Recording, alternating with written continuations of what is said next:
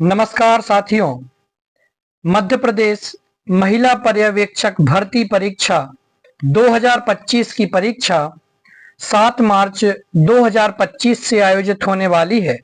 उसी श्रृंखला में हम पूर्व प्रश्नों का अभ्यास कर रहे हैं ताकि आपने जो तैयारी की है वो सुदृढ़ हो सके और हो सकता है कि इसमें से भी कुछ प्रश्नों के आने की संभावना बने। पहली शिफ्ट जो 25 मार्च 2017 को हुई थी उसके प्रश्नों का अभ्यास हम कर चुके हैं।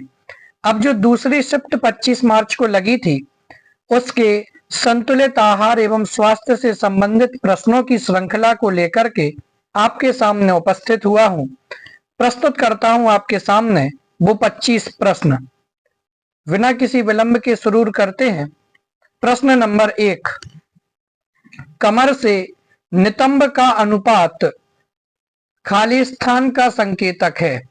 कमर से नितंब का अनुपात किसका संकेतक है? ऑप्शन 1 पेलाग्रा का, ऑप्शन 2 मोटापा का, ऑप्शन 3 नाखूनों की वृद्धि का या ऑप्शन 4 दृश्यता का। कमर से नितंब का अनुपात किसका संकेतक है? तो ऑप्शन नंबर 2 आपका सही होगा, मोटापा का संकेतक है। प्रश्न नंबर 2 की तरफ बढ़ते हैं। दस्त व संबंधित रोग, खसरा और श्वसन एवं अन्य संक्रमण के परिणामतः खाली स्थान होता है। क्या होता है? धनात्मक प्रोटीन व ऊर्जा संतुलन, ऋणात्मक प्रोटीन व ऊर्जा संतुलन, समान प्रोटीन व ऊर्जा संतुलन या उपरोक्त में से कोई नहीं। तो किसके परिणामतः होता है? तो ऑप्शन नंबर 2 आपका सही होगा, ऋणात्मक प्रोटीन व ऊर्जा संतुलन के परिणाम स्वरूप। आगे बढ़ते हैं प्रश्न नंबर 3 की तरफ। राष्ट्रीय ग्रामीण स्वास्थ्य मिशन का उद्देश्य खाली स्थान प्रदान करना है। क्या प्रदान करना है? राष्ट्रीय ग्रामीण स्वास्थ्य मिशन का उद्देश्य क्या प्रदान करना है? ऑप्शन 1 ग्रामीण जनसंख्या को गुणवत्तापरक स्वास्थ्य देखभाल प्रदान करना, ऑप्शन 2 ग्रामीण जनसंख्या को किफायती स्वास्थ्य देखभाल प्रदान करना, ऑप्शन 3 विशेष रूप से असुरक्षित समूहों को स्वास्थ्य देखभाल सुविधाएं प्रदान करना या फिर ऑप्शन 4 उपर्युक्त सभी। तो राष्ट्रीय ग्रामीण स्वास्थ्य मिशन का उद्देश्य क्या है? तो ग्रामीण जनसंख्या को गुणवत्तापरक स्वास्थ्य देखभाल प्रदान करना भी है, ग्रामीण जनसंख्या को किफायती स्वास्थ्य देखभाल प्रदान करना भी है और विशेष रूप से असुरक्षित समूहों को स्वास्थ्य देखभाल सुविधाएं प्रदान करना भी है। इसलिए आपका ऑप्शन नंबर 4 एकदम सही हो जाएगा, उपर्युक्त सभी। तो राष्ट्रीय ग्रामीण स्वास्थ्य मिशन का उद्देश्य इन सभी चीजों की सुविधाओं को प्रदान करना है।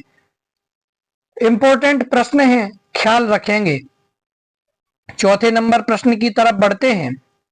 इन्फ्लुएंजा की रोगोद्भावन अवधि खाली स्थान की होती है।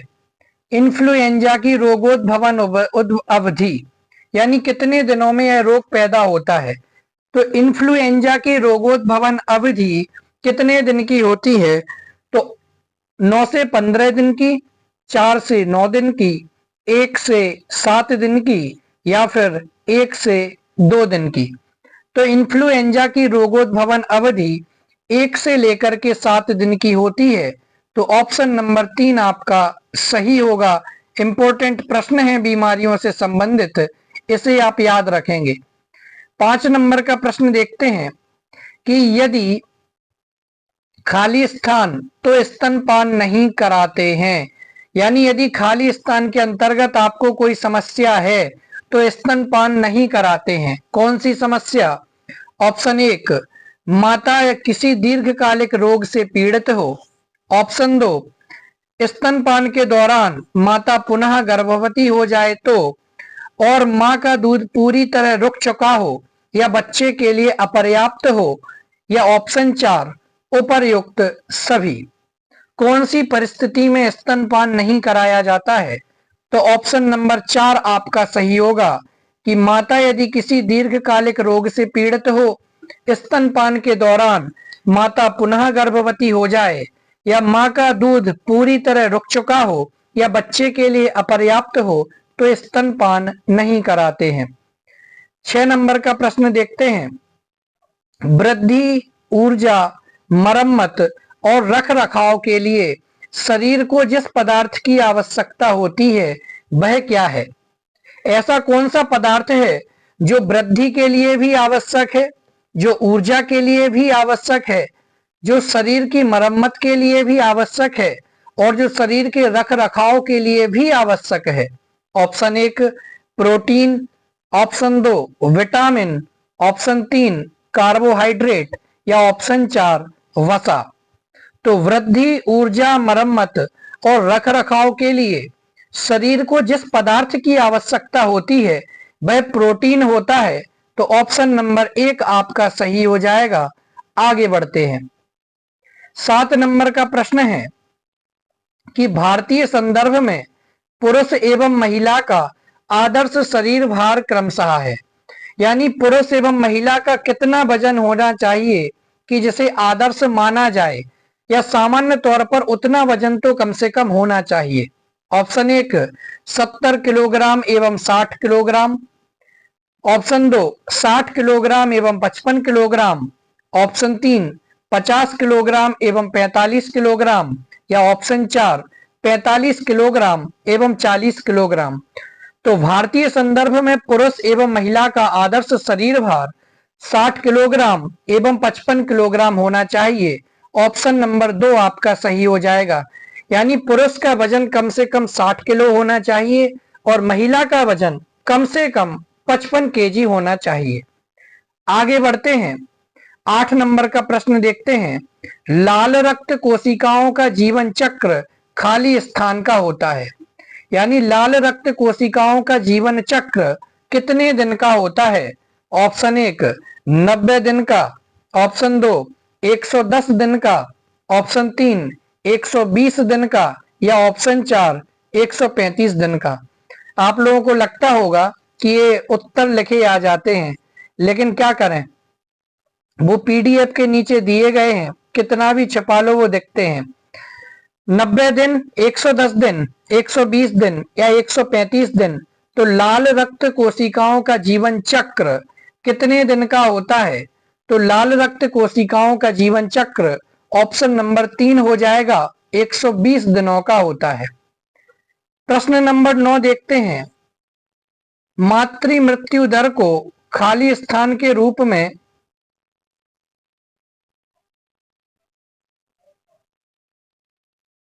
मातृ मृत्यु दर को खाली स्थान के रूप में व्यक्त किया जाता है। बहुत ही अच्छा प्रश्न। मातृ मृत्यु दर को किसके रूप में व्यक्त किया जाता है? ऑप्शन 1 प्रति 100 गर्भावस्थाओं पर गर्भवती महिलाओं की मृत्यु की संख्या पर, ऑप्शन 2 प्रति 1000 गर्भावस्थाओं पर गर्भवती महिलाओं की मृत्यु की संख्या से, प्रति 10,000 गर्भावस्थाओं पर गर्भवती महिलाओं की मृत्यु की संख्या के रूप में, या प्रति 1 लाख गर्भावस्थाओं पर गर्भवती महिलाओं की मृत्यु की संख्या के रूप में। बहुत ही महत्वपूर्ण प्रश्न है। तो मातृ मृत्यु दर को किसके रूप में व्यक्त किया जाता है? तो ऑप्शन नंबर 4 आपका सही होगा कि प्रति 1 लाख गर्भावस्थाओं पर गर्भवती महिलाओं की मृत्यु संख्या। प्रति 1 लाख गर्भावस्थाओं पर गर्भवती महिलाओं की मृत्यु की संख्या। इंपॉर्टेंट प्रश्न है, आगे बढ़ते हैं। 10 नंबर का प्रश्न रखते हैं। संतुलित आहार में कार्बोहाइड्रेट से प्राप्त कुल कैलोरी का प्रतिशत खाली स्थान के बीच होना चाहिए। तो संतुलित आहार में कार्बोहाइड्रेट से प्राप्त कुल कैलोरी का प्रतिशत कितने के बीच होना चाहिए? ऑप्शन 1 40 से 50%, 60 से 70%, 80 से 90% या 90 से 100%। कितना होना चाहिए? तो ऑप्शन नंबर 2 आपका सही हो जाएगा, 60 से लेकर के 70%। संतुलित आहार में कार्बोहाइड्रेट से प्राप्त कुल कैलोरी का प्रतिशत 60 से 70% होना चाहिए। आगे बढ़ते हैं। 11 नंबर का प्रश्न, अंतरराष्ट्रीय महिला दिवस खाली स्थान को मनाया जाता है, कौन सी तारीख को मनाया जाता है? 6 मार्च को, 8 मार्च को, 10 मार्च को या 15 मार्च को? अंतरराष्ट्रीय महिला दिवस कब मनाया जाता है? तो ऑप्शन नंबर 2 आपका सही हो जाएगा कि अंतरराष्ट्रीय महिला दिवस 8 मार्च को मनाया जाता है। 12 नंबर का प्रश्न देखते हैं।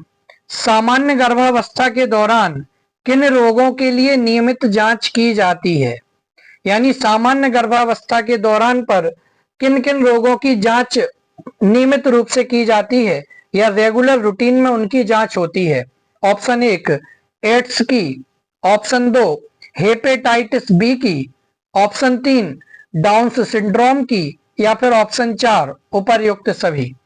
तो आपका ऑप्शन नंबर 4 एकदम सही होगा, उपर्युक्त सभी।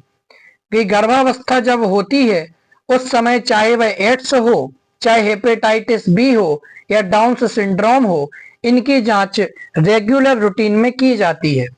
आगे बढ़ते हैं। 13 नंबर का प्रश्न देखते हैं।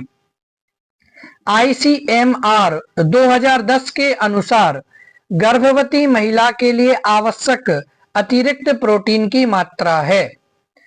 बहुत ही अच्छा प्रश्न। ICMR 2010 के अनुसार गर्भवती महिला के लिए आवश्यक अतिरिक्त प्रोटीन की मात्रा क्या है? ऑप्शन 1 10.5 ग्राम, ऑप्शन 2 15.25 ग्राम, ऑप्शन 3 20.4 ग्राम या ऑप्शन 4 27.2 ग्राम। तो कितनी मात्रा अतिरिक्त प्रोटीन की आवश्यक है? तो ऑप्शन नंबर 4 सही होगा कि 27.2 ग्राम। जी, 27.2 ग्राम अतिरिक्त प्रोटीन की मात्रा ICMR 2010 के अनुसार गर्भवती महिलाओं के लिए आवश्यक है। प्रश्न नंबर 14 देखते हैं। डेंगू बुखार के दौरान मानव शरीर में इनमें से क्या घट जाता है? डेंगू बुखार के दौरान मानव शरीर में इनमें से क्या घट जाता है? ऑप्शन 1 RBC, ऑप्शन 2 शक्कर या शुगर, ऑप्शन 3 पट्टिकाणु जिसे प्लेटलेट्स कहा जाता है या ऑप्शन 4 हीमोग्लोबिन। तो डेंगू बुखार के दौरान मानव शरीर में क्या घट जाता है? तो ऑप्शन नंबर 3 पट्टिकाणु या प्लेटलेट, जिसे हम सामान्य भाषा में कहते हैं कि इसे डेंगू हो गया है, इसके शरीर में रहने वाली प्लेटें बहुत कम हो गई हैं। 15 नंबर का प्रश्न देखते हैं। इनमें से कौन सा एक जीवाणुजन्य रोग नहीं है? जीवाणुजन्य रोग कौन सा नहीं है? Option 1 diphtheria, option 2 AIDS, option 3 काली खांसी या ऑप्शन 4 हैजा। तो जीवाणुजन्य रोग कौन नहीं है? तो ऑप्शन नंबर 2 आपका सही होगा कि जो एड्स है वह जीवाणुजन्य रोग नहीं है। 16 नंबर का प्रश्न देखते हैं। भारत सरकार द्वारा पोषण संबंधी रक्ताल्पता रोग निरोध कार्यक्रम वर्ष खाली स्थान में आरंभ किया गया था। कब आरंभ किया गया था? इंपोर्टेंट प्रश्न। भारत सरकार द्वारा पोषण संबंधी रक्ताल्पता रोग निरोध कार्यक्रम कौन से सन में आरंभ किया गया था? ऑप्शन 1 1982 में, 1980 में, 1970 में या 1972 में। तो ऑप्शन नंबर 3 आपका सही होगा 1970 में। जी हाँ, भारत सरकार के माध्यम से पोषण संबंधी रक्ताल्पता रोग निरोध कार्यक्रम वर्ष 1970 में आरंभ किया गया था। 17 नंबर का प्रश्न देखते हैं। कई महिलाओं को थोड़ी उबकाई या उल्टियां या मॉर्निंग सिकनेस होती है जो विशेष रूप से खाली स्थान के दौरान होती है। किसके दौरान होती है?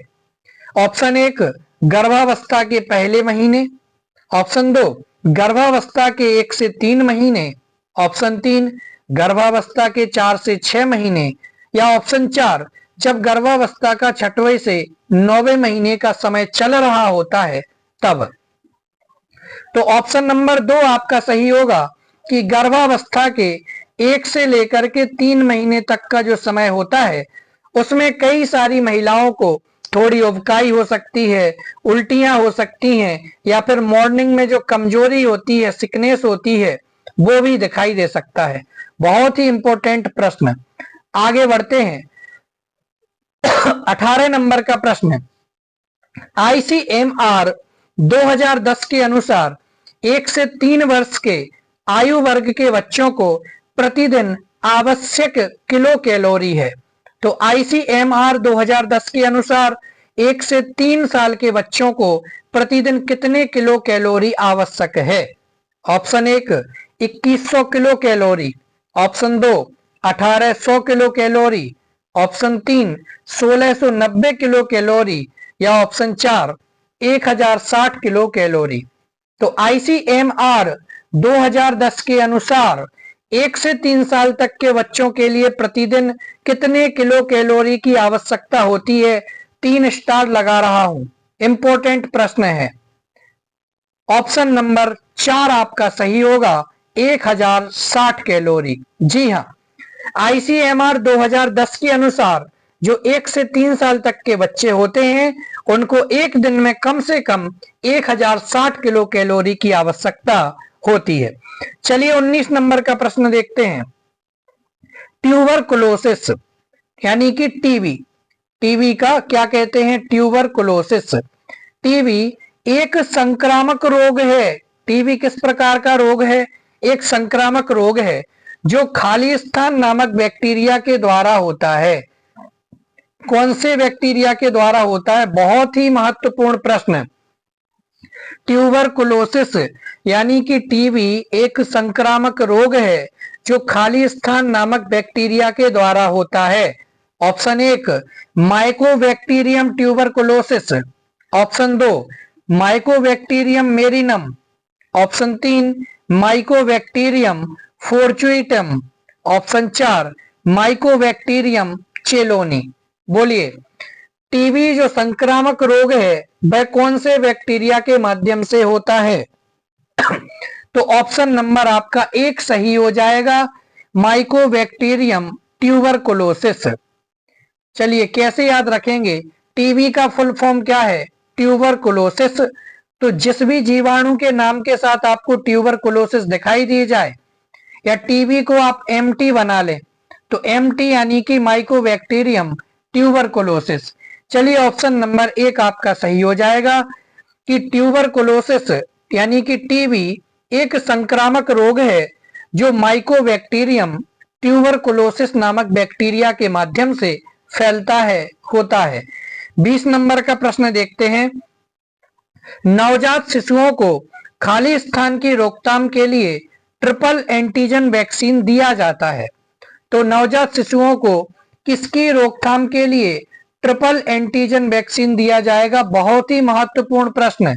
ऑप्शन 1 पोलियो, डिप्थीरिया और टिटनस, ऑप्शन 2 डिप्थीरिया, काली खांसी और टिटनस, ऑप्शन 3 टिटनस, ट्यूबरकुलोसिस और पोलियो, या ऑप्शन 4 डिप्थीरिया, टाइफाइड और टिटनस।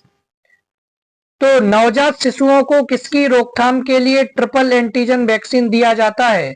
तो ऑप्शन नंबर 4 आपका सही हो जाएगा, डिप्थीरिया, टाइफाइड और टिटनस रोग की रोकथाम के लिए नवजात बच्चों को ट्रिपल एंटीजन वैक्सीन दिया जाता है। 21 नंबर के प्रश्न की तरफ बढ़ते हैं। गर्भवती महिला के आहार में इनमें से किसे शामिल नहीं किया जा सकता है? ये प्रश्न पिछली शिफ्ट के भी प्रश्न को हमने लगाया था, वहां पूछा गया था। ऑप्शन 1 फल व सब्जियां, दूध व दूध के उत्पाद, एल्कोहल और धूम्रपान, और अनाज व दालें। तो गर्भवती महिला के आहार में एल्कोहल और धूम्रपान को शामिल नहीं किया जा सकता है। ऑप्शन नंबर 3 आपका सही हो जाएगा। 22 नंबर का प्रश्न देखते हैं। निम्नांकित प्रयोजनों से स्वास्थ्य पेशेवरों द्वारा 5 भोजन समूह प्रणाली का भी उपयोग किया जा सकता है। बहुत ही इंपॉर्टेंट प्रश्न, पिछली शिफ्ट में भी था और इस शिफ्ट में भी है। तो किन प्रयोजनों के कारण से स्वास्थ्य पेशेवरों के द्वारा 5 भोजन समूह प्रणाली का उपयोग किया जा सकता है? ऑप्शन 1 पोषण संबंधी परामर्श के साधन, ऑप्शन 2 भोज्य पदार्थों की लेबलिंग एवं निगरानी तंत्र, ऑप्शन 3 रोगी को उपचारात्मक आहार समझाना, या ऑप्शन 4 उपर्युक्त सभी। तो ऑप्शन नंबर 4 हो जाएगा उपर्युक्त सभी। आगे बढ़ते हैं, 23 नंबर का प्रश्न देखते हैं। इनमें से कौन एक आवश्यक अमीनो अम्ल है? आवश्यक अमीनो अम्ल कौन सा है? ऑप्शन 1 एलानिन, ऑप्शन 2 एस्पार्टिक अम्ल, ऑप्शन 3 ग्लूटामिक अम्ल, या ऑप्शन 4 लाइसिन। बोलिए, बहुत ही महत्वपूर्ण प्रश्न है। देखिए, इतने सारे प्रश्न आपको करा रहा हूं, आपका भी दायित्व है कि हमारे चैनल को निश्चित रूप से आप सब्सक्राइब करें और दूसरे लोगों को भी भेजें जो महिला पर्यवेक्षक भर्ती परीक्षा का पेपर दे रहे हैं। तो इनमें से कौन एक आवश्यक अमीनो अम्ल है? एलानिन, एस्पार्टिक अम्ल, ग्लूटामिक अम्ल, या लाइसिन? तो ऑप्शन नंबर 4 आपका सही होगा, लाइसिन। लाइसिन एक अमीनो अम्ल है। 24 नंबर के प्रश्न की तरफ बढ़ते हैं। प्रश्न क्या है? खसरे के लिए इनमें से कौन उत्तरदायी है? खसरे के लिए कौन उत्तरदायी है? ऑप्शन 1 जीवाणु, विषाणु, शैवाल, या कवक? तो ऑप्शन नंबर 2 आपका सही हो जाएगा कि विषाणु खसरे के लिए उत्तरदायी है। 25 नंबर का प्रश्न देखते हैं। इनमें से कौन सा विटामिन शरीर में संश्लेषित हो सकता है? कौन सा विटामिन शरीर में संश्लेषित हो सकता है? Vitamin A, vitamin C, vitamin D, vitamin E? तो विटामिन डी ऑप्शन नंबर 3 आपका सही हो जाएगा कि विटामिन डी एक ऐसा विटामिन है जो शरीर में संश्लेषित हो सकता है। 26 नंबर के प्रश्न की तरफ बढ़ते हैं। गर्भवती और स्तनपान करा रही महिलाओं में पीईएम खाली स्थान को प्रभावित कर सकता है। बहुत ही महत्वपूर्ण प्रश्न। गर्भवती और स्तनपान करा रही महिलाओं में पीईएम किसको प्रभावित कर सकता है? ऑप्शन 1 गर्भस्थ शिशु की वृद्धि को, ऑप्शन 2 गर्भस्थ शिशु की पोषण स्थिति को, ऑप्शन 3 गर्भस्थ शिशु की उत्तरजीविता दर को, या ऑप्शन 4 उपर्युक्त सभी। तो पीईएम किसको प्रभावित कर सकता है? तो उपर्युक्त सभी हो जाएगा कि गर्भस्थ शिशु की वृद्धि को भी प्रभावित कर सकता है, गर्भस्थ शिशु की पोषण स्थिति को भी प्रभावित कर सकता है, और गर्भस्थ शिशु की उत्तरजीविता दर को भी प्रभावित कर सकता है। 27 नंबर का प्रश्न देखते हैं। गर्भावस्था के दौरान खराब ढंग से नियंत्रित मधुमेह खाली स्थान का जोखिम बढ़ा देती है। गर्भावस्था के दौरान खराब ढंग से नियंत्रित मधुमेह किसका जोखिम बढ़ा देती है? ऑप्शन 1 प्री एक्लेम्पसिया, जिसे हार्ट ब्लड प्रेशर, हाथ पांव में सूजन और मूत्र में प्रोटीन कहते हैं, समय से पहले प्रसव को, ऑप्शन 3 सीजेरियन जन्म को, या ऑप्शन 4 उपर्युक्त सभी। तो ऑप्शन नंबर 4 आपका सही हो जाएगा, उपर्युक्त सभी, कि गर्भावस्था के दौरान यदि आपका मधुमेह नियंत्रण में नहीं है तो वह इन सभी बीमारियों का जोखिम बढ़ा देती है, चाहे वह प्री एक्लेम्पसिया हो, समय से पहले प्रसव हो, या फिर सीजेरियन जन्म हो।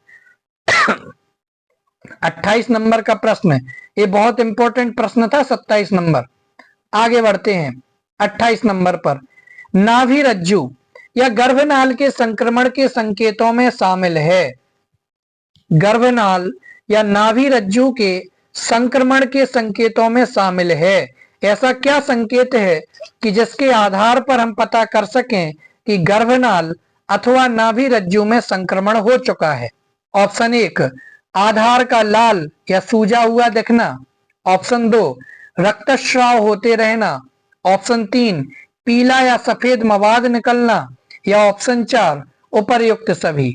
तो ऑप्शन नंबर 4 आपका सही हो जाएगा, उपर्युक्त सभी, कि नाभि रज्जु या गर्भनाल के संक्रमण के संकेतों में आधार का लाल या सूजा हुआ दिखना शामिल है, रक्तस्राव होते रहना भी शामिल है, या पीला या सफेद मवाद निकलना भी शामिल है।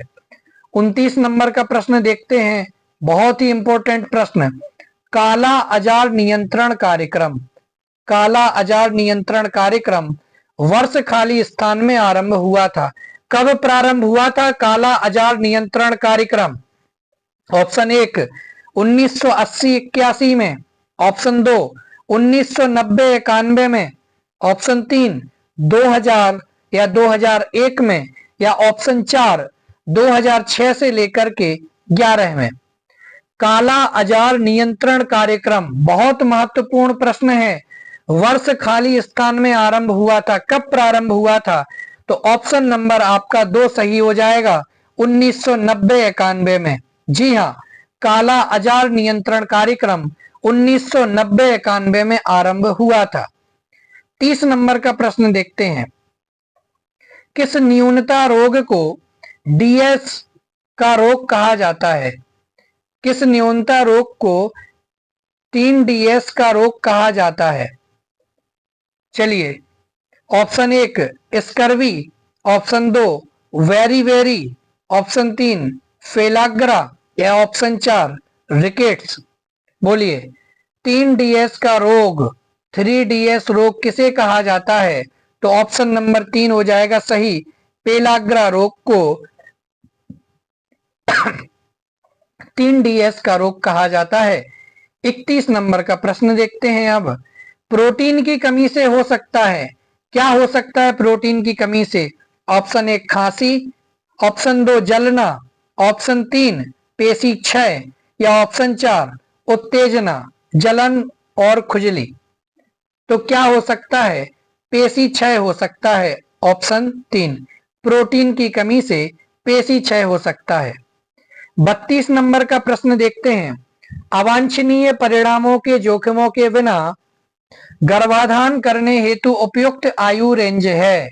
अवांछनीय परिणामों के जोखिमों के बिना गर्भाधान करने हेतु उपयुक्त आयु रेंज क्या है? ऑप्शन 1 17 से 30 साल, ऑप्शन 2 20 से 35 साल, 25 से 40 साल, या 25 से 50 साल।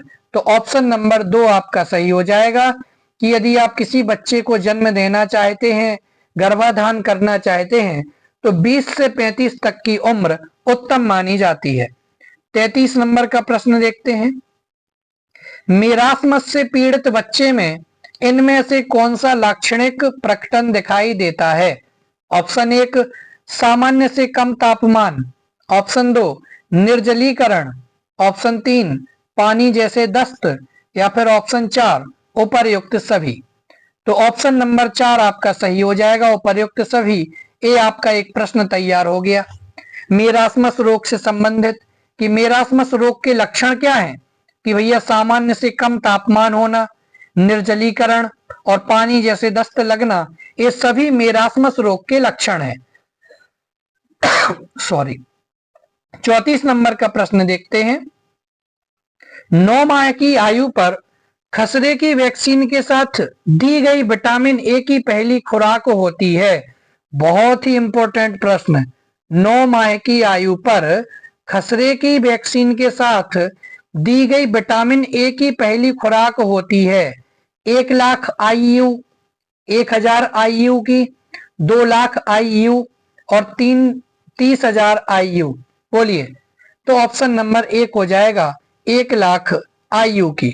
9 माह की आयु पर खसरे की वैक्सीन के साथ जो विटामिन ए की पहली खुराक दी जाती है वह 1 लाख IU की होती है।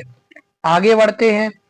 35 नंबर का प्रश्न, वह प्रक्रिया जिसके द्वारा व्यक्ति का प्रतिरक्षा तंत्र किसी एजेंट के विरुद्ध दृष्टिकृत हो जाता है, खाली स्थान कहलाती है। क्या कहलाती है वह प्रक्रिया जिसके माध्यम से व्यक्ति का प्रतिरक्षा तंत्र किसी एजेंट के विरुद्ध दृष्टिकृत हो जाता है? ऑप्शन 1 पोषण, ऑप्शन 2 प्रतिरक्षीकरण, ऑप्शन 3 संरोपण या इनोकुलेशन, या ऑप्शन 4 कुपोषण। बोलिए, तो ऑप्शन 2 आपका सही होगा कि वह क्रिया प्रतिरक्षीकरण कहलाती है जिसके माध्यम से व्यक्ति का प्रतिरक्षा तंत्र किसी एजेंट के विरुद्ध दृष्टिकृत हो जाता है। बहुत ही महत्वपूर्ण प्रश्न है, आगे बढ़ते हैं। 36 नंबर का प्रश्न देखते हैं। आईसीडीएस में संशोधित पोषण संबंधी मानदंडों फरवरी 2009 से के अनुसार गर्भवती महिलाओं और स्तनपान करा रही महिलाओं को दी जाने वाली ऊर्जा एवं प्रोटीन की मात्रा क्रमशः होनी चाहिए। प्रश्न भले ही बड़ा है लेकिन बहुत ही इंपॉर्टेंट प्रश्न है, अच्छा प्रश्न है और आने लायक है। आईसीडीएस में संशोधित पोषण संबंधी मानदंडों फरवरी 2009 से या इसके अनुसार गर्भवती महिलाएं या फिर ऐसी महिलाएं जो स्तनपान करा रही हैं, बच्चे को दूध पिला रही हैं, ऐसी महिलाओं को ऊर्जा एवं प्रोटीन की कितनी मात्रा दी जानी चाहिए?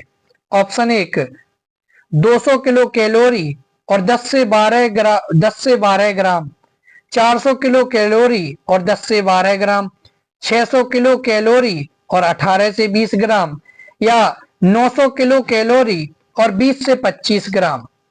तो ऑप्शन नंबर 3 आपका सही हो जाएगा कि 600 किलो कैलोरी ऊर्जा और 18 से 20 ग्राम प्रोटीन की मात्रा ऐसी महिलाएं जो गर्भवती हैं और स्तनपान करा रही हैं उनको दी जानी चाहिए। किसके अनुसार? आईसीडीएस के अनुसार। ठीक है ना, चलिए आगे बढ़ते हैं। बीसीजी का पूरा नाम इनमें से कौन सा है? बीसीजी का पूरा नाम इनमें से कौन सा है? Bacillus clostridium gonadism, bacteria cholera Guerin, bacillus Calmette Guerin या बैक्टीरिया कामेट गोनेडिज्म? बोलिए क्या होगा? Bacillus clostridium gonadism, bacteria cholera Guerin, bacillus Calmette Guerin, bacteria Calmette gonadism? क्या होगा? तो बेसिलस कामेट गुएरिन बीसीजी का पूरा नाम है। ऑप्शन नंबर 3 आपका सही हो जाएगा। 38 नंबर का प्रश्न देखते हैं। सार्वभौमिक प्रतिरक्षीकरण कार्यक्रम के अंतर्गत जिस रोग या जिन रोगों से संरक्षण दिया गया वे कौन से हैं? सार्वभौमिक प्रतिरक्षीकरण कार्यक्रम के अंतर्गत जिन रोगों से संरक्षण दिया गया वे कौन से हैं? इंपॉर्टेंट प्रश्न। डिप्थीरिया, पोलियो, क्षय रोग यानी कि टीबी, ट्यूबरकुलोसिस या ऊपर के सभी? तो ऑप्शन नंबर 4 आपका सही हो जाएगा कि सार्वभौमिक प्रतिरक्षीकरण कार्यक्रम के अंतर्गत डिप्थीरिया, पोलियो, क्षय रोग यानी कि ट्यूबरकुलोसिस, इन सभी रोगों से संरक्षण दिया जाता है। 39 नंबर का प्रश्न देखते हैं। राष्ट्रीय स्तर पर एनआरएचएम का एक मिशन दिशा नियंत्रण समूह एमएसजी होता है। इन सारी चीजों के फुल फॉर्म आपके सामने लेकर के आऊंगा। क्यों? क्योंकि हो सकता है एक आधा प्रश्न आपको ऐसा नंबर दे करके जाए। तो राष्ट्रीय स्तर पर एनआरएचएम का एक मिशन दिशा नियंत्रण समूह एमएसजी होता है जिसके प्रमुख खाली स्थान होते हैं। कौन होते हैं? ऑप्शन 1 केंद्रीय स्वास्थ्य एवं परिवार कल्याण मंत्री, ऑप्शन 2 केंद्रीय स्वास्थ्य एवं परिवार कल्याण सचिव, उपरोक्त दोनों या उपरोक्त में से कोई नहीं। तो ऑप्शन नंबर 1 आपका सही हो जाएगा कि राष्ट्रीय स्तर पर एनआरएचएम का एक मिशन जो दिशा नियंत्रण समूह होता है उसके प्रमुख केंद्रीय स्वास्थ्य एवं परिवार कल्याण मंत्री होते हैं। 40 नंबर का प्रश्न देखते हैं। पोषण की स्थिति का निर्धारण करने में खाली स्थान एक महत्वपूर्ण भूमिका निभाता या निभाती है। पोषण की स्थिति का निर्धारण करने में खाली स्थान एक महत्वपूर्ण भूमिका निभाती है। क्या निभाती है? सामाजिक आर्थिक स्थिति, सुंदरता, कपड़े या नींद का पैटर्न? बोलिए। पोषण की स्थिति का निर्धारण करने में सामाजिक और आर्थिक स्थिति एक महत्वपूर्ण भूमिका निभाती है। यदि सामाजिक स्थिति अच्छी होगी और आर्थिक स्थिति अच्छी होगी तभी बच्चे को अच्छे ढंग से पोषण मिल सकता है। 41 नंबर का प्रश्न देखते हैं। माता द्वारा गर्भावस्था के दौरान मादक पदार्थों का उपयोग किए जाने पर गर्भस्थ शिशु के साथ इनमें से कौन से प्रतिकूल प्रभाव संबद्ध हो सकते हैं? यदि कोई माता गर्भावस्था के दौरान नशीले पदार्थों का सेवन करती है तो गर्भस्थ शिशु के साथ कौन से प्रतिकूल प्रभाव दिखाई दे सकते हैं? समय के पूर्व जन्म दिखाई दे सकता है, सिर व शरीर का आकार सामान्य से कम भी हो सकता है, शारीरिक विकृतियां भी हो सकती हैं, या फिर उपर्युक्त सभी। तो ऑप्शन नंबर 4 आपका सही होगा।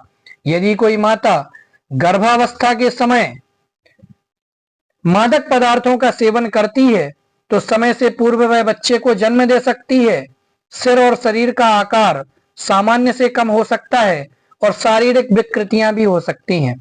प्रश्न नंबर 42 देखते हैं। क्वासरकोर खाली स्थान की कमी के कारण होता है। क्वासरकोर किसकी कमी के कारण से होता है? इंपॉर्टेंट प्रश्न है, आ सकता है। प्रोटीन ऊर्जा, कैल्शियम, आयरन या थायमिन? बोलिए। तो ऑप्शन नंबर 1 आपका सही होगा कि प्रोटीन ऊर्जा की कमी के कारण से क्वासरकोर हो सकता है। प्रश्न नंबर 43 की तरफ फटाफट बढ़ते हैं। प्रश्न इंपॉर्टेंट है। राष्ट्रीय ग्रामीण स्वास्थ्य मिशन NRHM, राष्ट्रीय ग्रामीण स्वास्थ्य मिशन का आरंभ माननीय प्रधानमंत्री द्वारा खाली स्थान को किया गया था। कब किया गया था? 12 अप्रैल 2005 को, 14 अप्रैल 2005 को, 12 अप्रैल 2006 को और 14 अप्रैल 2006 को। तो ऑप्शन नंबर आपका 1 सही होगा। 12 अप्रैल 2005 को राष्ट्रीय ग्रामीण स्वास्थ्य मिशन का आरंभ माननीय प्रधानमंत्री के द्वारा किया गया था। आगे बढ़ते हैं। प्रश्न नंबर 44। ICDS का गठन किसको मिलाकर होता है? ICDS का गठन किसको मिलाकर होता है? ऑप्शन 1 आंगनवाड़ी कार्यकर्तियां, सहायक एवं पर्यवेक्षक। ऑप्शन 2 बाल विकास परियोजना अधिकारी। ऑप्शन 3 जिला कार्यक्रम अधिकारी या ऑप्शन 4 उपर्युक्त सभी। तो ऑप्शन नंबर 4 आपका सही होगा कि ICDS का गठन आंगनवाड़ी कार्यकर्तियां, सहायक और पर्यवेक्षक, बाल विकास परियोजना अधिकारी और जिला कार्यक्रम अधिकारी को मिलाकर के ICDS का गठन होता है। बहुत ही इंपॉर्टेंट प्रश्न है, पूछे जाने लायक है। प्रश्न नंबर 45। हीमोग्लोबिन के प्रत्येक ग्राम में लगभग खाली स्थान होता है। आयरन से संबंधित प्रश्न है कि हीमोग्लोबिन के प्रत्येक ग्राम में लगभग कितने ग्राम आयरन, मिलीग्राम आयरन होता है? इंपॉर्टेंट प्रश्न है। Option 1 6.34 milligram iron, 4.25 milligram iron, 3.34 milligram iron या ऑप्शन 4 2.25 मिलीग्राम आयरन। तो हीमोग्लोबिन के प्रत्येक ग्राम में कितना आयरन होता है? तो ऑप्शन नंबर 3 आपका सही हो जाएगा। 3.34 मिलीग्राम आयरन होता है। 46 नंबर के प्रश्न की तरफ बढ़ते हैं। इंपॉर्टेंट प्रश्न। जन्म के समय पूर्णकालिक नवजात शिशु के शरीर का आदर्श भार कितना होना चाहिए? जन्म के समय नवजात शिशु का भार ऑप्शन 1 2.2 किलोग्राम, 3.2 किलोग्राम होना चाहिए, 4.2 केजी या 5.2 केजी। तो ऑप्शन नंबर 2 आपका सही हो जाएगा, 3.2 केजी। प्रश्न नंबर 47। पूर्व विद्यालयी बच्चों में पोषण संबंधी न्यूनता के मुख्य लक्षण हैं, क्या हैं? इंपॉर्टेंट प्रश्न। पूर्व विद्यालयी बच्चों में पोषण संबंधी न्यूनता के मुख्य लक्षण क्या हैं? प्रोटीन ऊर्जा को पोषण, विटामिन ए की कमी, विटामिन बी कॉम्प्लेक्स या फिर उपर्युक्त सभी।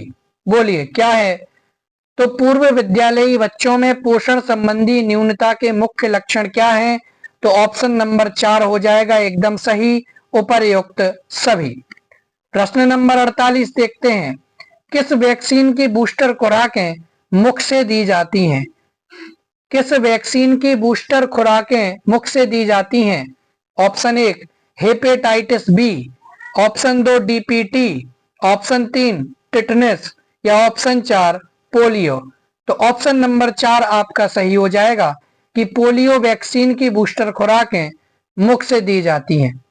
49 नंबर के प्रश्न की तरफ बढ़ते हैं। आईसीडीएस योजना के अंतर्गत कौन सा कार्यक्रम नहीं आता है? आईसीडीएस योजना के अंतर्गत कौन सा कार्यक्रम नहीं आता है? ऑप्शन 1 पूरक पोषण का कार्यक्रम, ऑप्शन 2 विद्यालय पूर्व अनौपचारिक शिक्षण, ऑप्शन 3 पोषण एवं स्वास्थ्य शिक्षा या ऑप्शन 4 विश्व स्वास्थ्य संगठन। तो आईसीडीएस योजना के अंतर्गत विश्व स्वास्थ्य संगठन का कार्यक्रम नहीं होता है। आपका ऑप्शन नंबर 4 सही हो जाएगा। तो इसके अंतर्गत होते कौन कौन से कार्यक्रम हैं? तो पूरक पोषण का कार्यक्रम होता है, विद्यालय पूर्व अनौपचारिक शिक्षण का कार्यक्रम होता है और पोषण एवं स्वास्थ्य शिक्षा का कार्यक्रम होता है। 50 नंबर का प्रश्न देखते हैं। विटामिन डी का समृद्ध स्रोत क्या है?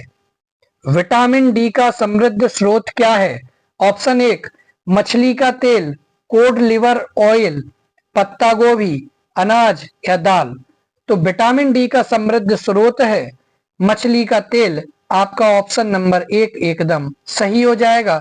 51 नंबर का प्रश्न, न्यूमोनिया सामान्यतः खाली स्थान के संक्रमण के माध्यम से होता है। विषाणु, जीवाणु, उपरोक्त दोनों या उपरोक्त में से कोई नहीं। ऑप्शन नंबर 3 आपका सही होगा कि न्यूमोनिया विषाणु और जीवाणु दोनों के संक्रमण के द्वारा होता है। प्रश्न नंबर 52, इनमें से कौन मच्छरों द्वारा संचारित नहीं होता है? मच्छरों के द्वारा कौन संचारित नहीं होता है? ऐसा भी एक आधा प्रश्न पूछा जाएगा। मैं आपको सभी पेपरों का एक रिजल्ट निकाल करके दूंगा कि कौन से प्रश्न ज्यादा पूछे गए। फाइलेरिया, जापानी इंसेफेलाइटिस, मलेरिया या काला आजार। तो मच्छरों के माध्यम से काला आजार संचारित नहीं होता है। ऑप्शन नंबर 4 सही हो जाएगा। प्रश्न नंबर 53, एक खनिज जिसकी शरीर को हड्डियों की उचित वृद्धि और विकास के लिए आवश्यकता होती है, ऐसा कौन सा खनिज है जिसकी आवश्यकता शरीर को हड्डियों की उचित वृद्धि और विकास के लिए होती है? या फिर शरीर की हड्डी के उचित वृद्धि और विकास के लिए कौन से खनिज की आवश्यकता होती है? सोडियम की, पोटेशियम की, आयरन की, कैल्शियम की? बोलिए। तो ऑप्शन नंबर 4 आपका सही हो जाएगा, कैल्शियम की आवश्यकता होती है।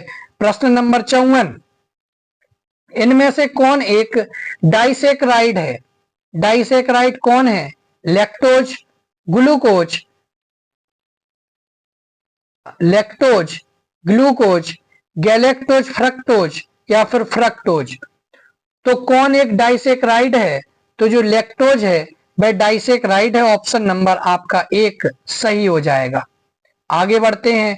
55 नंबर प्रश्न और आखिरी प्रश्न अभी की कक्षा का, पीईएम ग्रस्त बच्चे के आहार में क्या होना चाहिए? पीईएम ग्रस्त बच्चे के आहार में क्या होना चाहिए?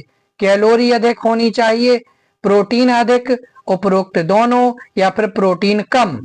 बोलिए। पीईएम ग्रस्त बच्चे के आहार में क्या होना चाहिए? तो कैलोरी भी अधिक होना चाहिए और प्रोटीन भी अधिक होना चाहिए। इसलिए आपका ऑप्शन नंबर 3 सही हो जाएगा, उपरोक्त दोनों। इस प्रकार से जो दूसरी शिफ्ट थी उसके हमने अभी आप सभी के सामने संतुलित आहार और स्वास्थ्य से संबंधित 55 बेहतरीन प्रश्नों को रखा है और इन प्रश्नों का निचोड़ भी लेकर के मैं आपके सामने जल्दी उपस्थित होऊंगा। लेकिन आप हमारे साथ बने रहिए, जुड़े रहिए। धन्यवाद। जय हिंद, वंदे मातरम।